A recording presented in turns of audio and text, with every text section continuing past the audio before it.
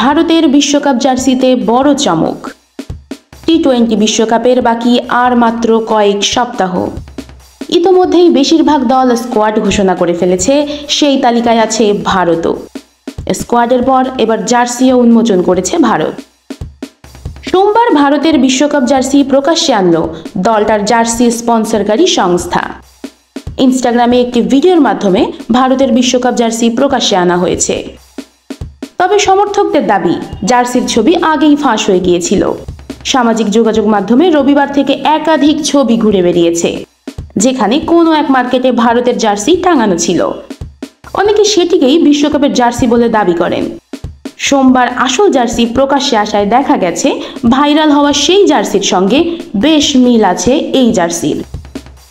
ভারতের জার্সিতে এবার গেরুয়া রঙের আধিপত্য রয়েছে। দুটি হাতা গেরুয়া রঙের, জার্সির পাশেও গেরুয়ার বর্ডার রয়েছে। হাতায় সাদা রঙের 3টি স্ট্রাইপ রয়েছে। কলারটি ভি আকৃতির। সেখানে গেরুয়া এবং নীল রং মেশানো হয়েছে। জার্সির সামনে ইন্ডিয়া লেখাটিও গেরুয়া রঙের। হাতার একদম শেষের দিকে নীল রঙের ছাপ রয়েছে।